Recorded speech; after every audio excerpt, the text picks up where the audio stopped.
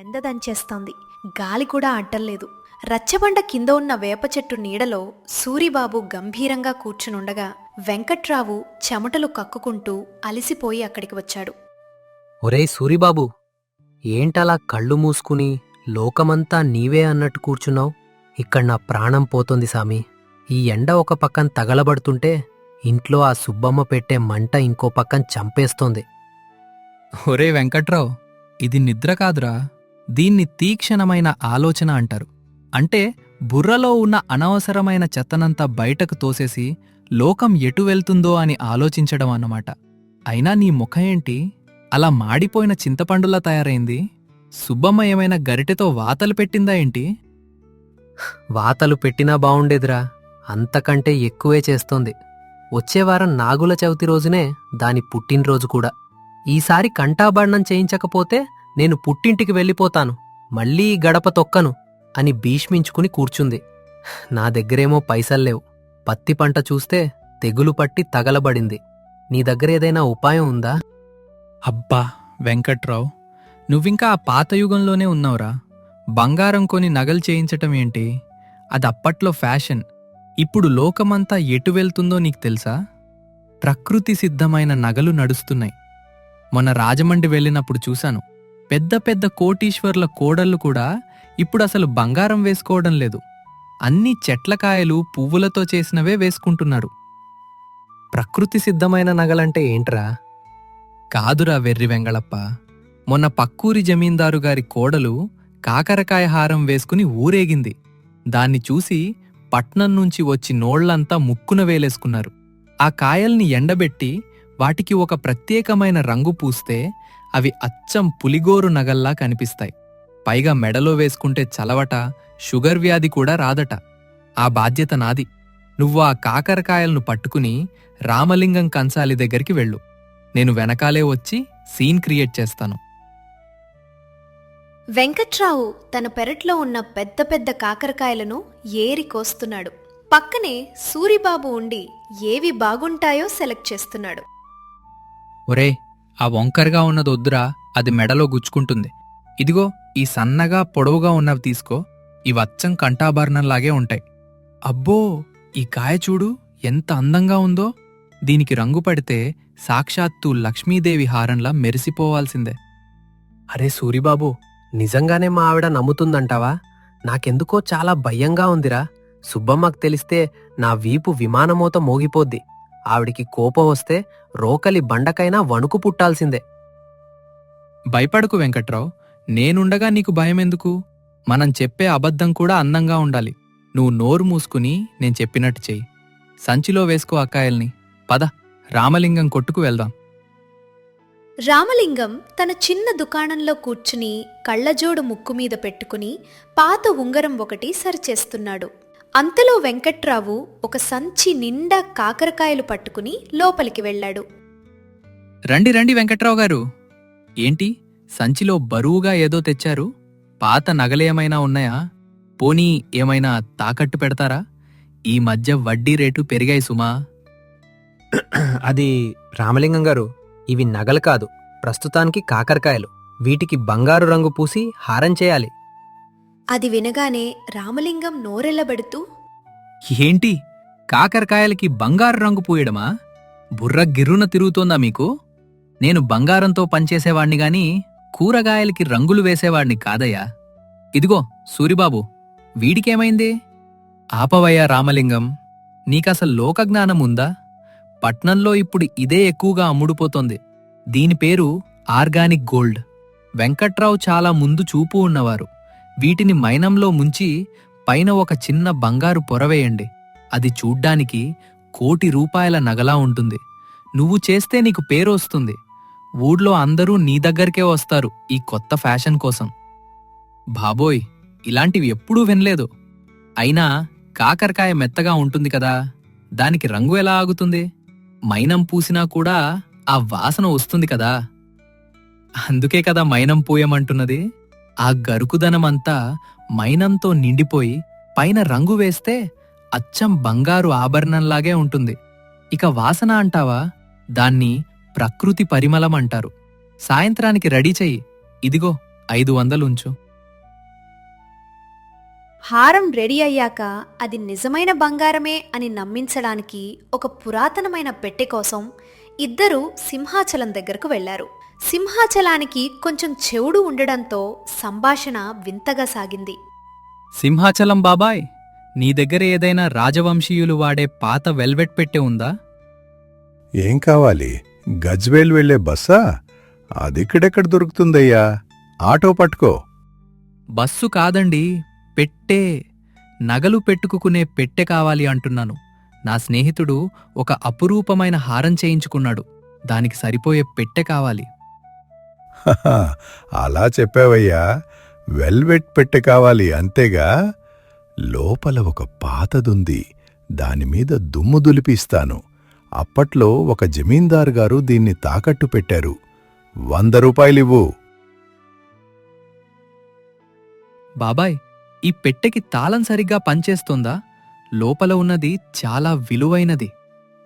ఏంటి, బియ్యం కొంటావా?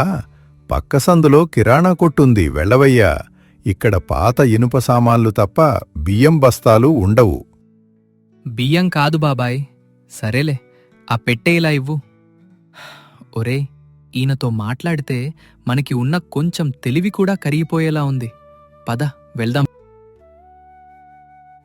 అబ్బా, ఈ పెట్టె చూస్తుంటే నిజంగానే ఏదో గొప్ప వస్తువు లోపలున్నట్టు కనిపిస్తోందిరా. సూరిబాబు, ఈ రంగు కాకరకాయలు ఇందులో పెడితే అచ్చు గుద్దినట్టు హారల్లాగే ఉందిరా. అదేరా నా తెలివి. వస్తువు కంటే దాన్ని పెట్టే డబ్బా గొప్పగా ఉండాలి. పద, ఇక మన అసలు పని మొదలెడదాం. సుబ్బమ్మ వంటింట్లో గరిటె తిప్పుతూ కోపంగా ఉంది. వెంకట్రావు మీద ఇంకా అలిగే ఉంది. అప్పుడే సూరిబాబు మెల్లగా లోపలికి వెళ్ళాడు. ఏమ్మా సుబ్బమ్మక్క, ఏంటి వంట గుమ్గుమ్లాడిపోతోంది? పప్పుచారు పెడుతున్నావా ఏంటి? ఏముందిలే సూరిబాబు, నీ స్నేహితుడు నీలాగే ఏమీ లేనోడు. పుట్టినరోజు వస్తోంది అంటే చాలు మొహం చాటేస్తున్నాడు. నగ చేయించమంటే నానా యాగీ చేస్తున్నాడు.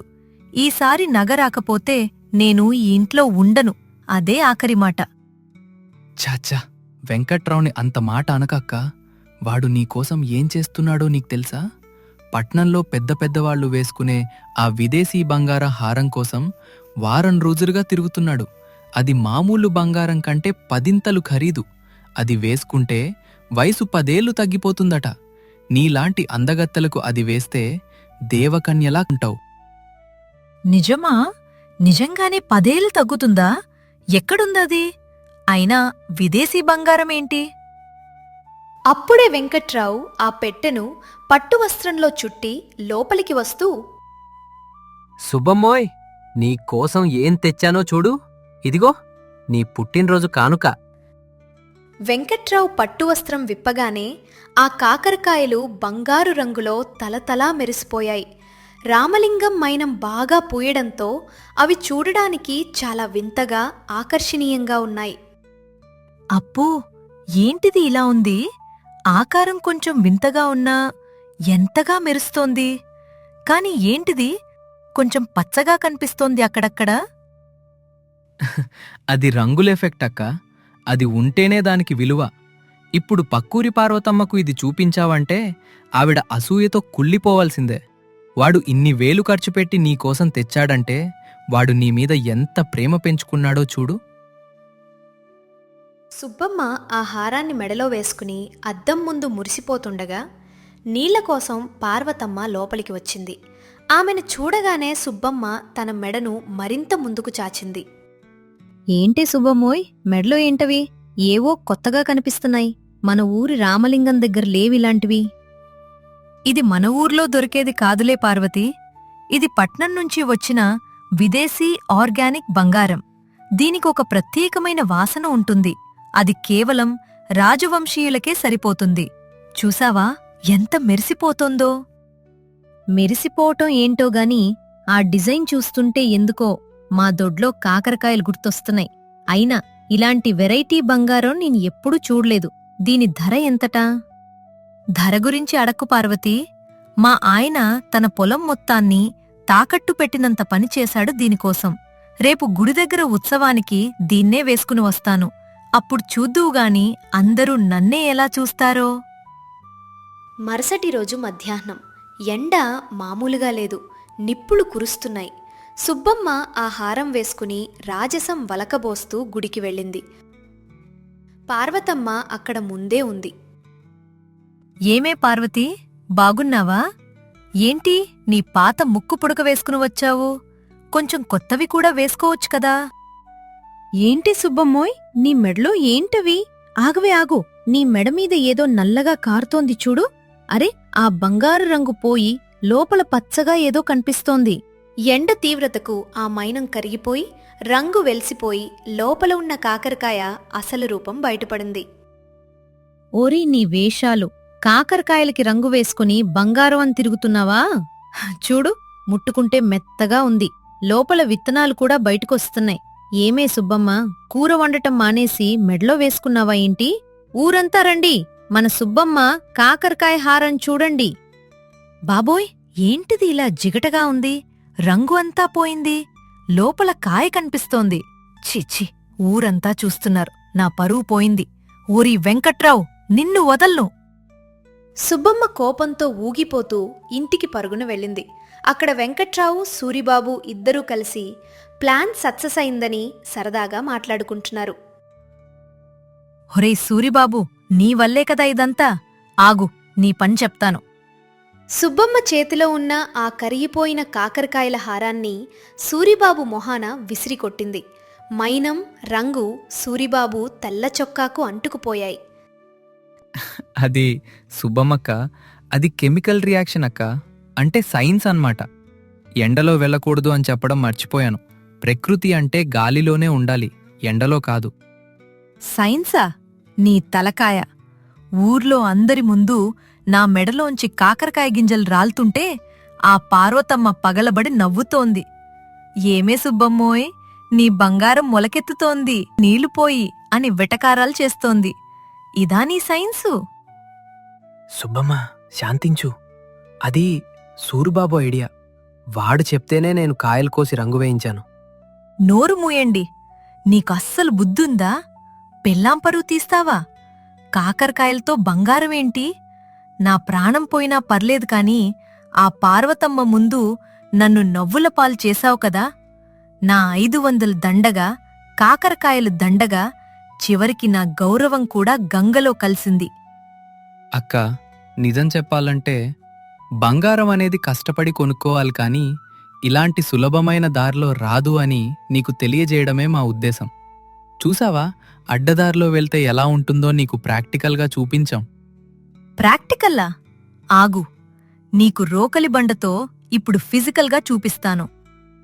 ఒరే సూరిబాబు, నీ నీతులటుంచు, నా 500 నాకిచ్చే. లేకపోతే ఈ కాకరకాయ హారంతో నిన్ను స్తంభానికి కట్టేసి ఊరంతా తిప్పుతాను. సూరిబాబు, మర్యాదగా ఇక్కడ్నుంచి వెళ్ళిపో. లేకపోతే నీ తల పచ్చడి చేసి ఆ కాకరకాయ హారానికి సరిపోయే లాకెట్లా తగిలిస్తాను. నా కోపం మామూలుగా ఉండదు తెలుసుగా. వెళ్తున్నా అక్క, వెళ్తున్నా. కాని ఒక్క మాట, ఆ హారం వేసుకున్నప్పుడు మాత్రం నువ్వు నిజంగానే రాజమండ్రి మహారాణిలా ఉన్నావు. ఆ రంగు పోయి ఉండకపోతే ఊరంతా నీ కాళ్ళ మీద పడేవారు. ఆ ఎండను తిట్టుకోకాని నన్ను కాదు. సూరిబాబు ఒక్క ఉదుటన పరుగులంకించుకున్నాడు. అబ్బో, ఎంత తెలివిగా తప్పించుకున్నాడ్రా. సుబ్బమ్మోయ్, పొరపాటైపోయింది. ఇక మీదట ఇలాంటివి చెయ్యను. వచ్చే నెల పత్తి అమ్మిన డబ్బులతో ఖచ్చితంగా నిజమైన చిన్న ముక్కు పుడక చేయిస్తాను. ముక్కు పుడక కాదు, మనుషుల్ని నమ్మడం మానేయాలి ముందు. సరే, వెళ్ళి ఆ కాకరకాయ ముక్కలు ఏరిపారేయండి. లేకపోతే ఇంట్లోకి ఎలుకలొస్తాయి. వెంకట్రావు తన తప్పు తెలుసుకుని మరుసటి నెల కష్టపడి నిజమైన చిన్న బంగారు ముక్కు పుడక కొని సుబ్బమ్మను శాంతింపచేస్తాడు. ఆ తర్వాత సుబ్బమ్మ అప్పుడప్పుడు ఆ వెల్వెట్ పెట్టెను చూసి ఏదేమైనా ఆ రోజు ఆ కాకరకాయ హారం వేసుకున్నప్పుడు మాత్రం నేను భలే అందంగా ఉన్నాన్లే. ఆ సూరిబాబుగాడు అబద్ధం చెప్పినా అచ్చం నిజంలాగే చెప్పాడు అని మనసులో నవ్వుకుంటుంది. అడ్డదారిలో అదృష్టాన్ని వెతకకూడదు. అబద్ధపు మాటలు నమ్మి మోసపోవడం కంటే ఉన్నంతలో నిజాయితీగా బతకడం మేలు. అతి తెలివితేటలు అప్పుడప్పుడు పరువు తీయడమే కాకుండా నవ్వుల పాలు కూడా చేస్తాయి. అలాగే ఏదైనా వస్తువును దాని గుణం తెలియకుండా కొంటే అది కాకరకాయ కాక తప్పదు.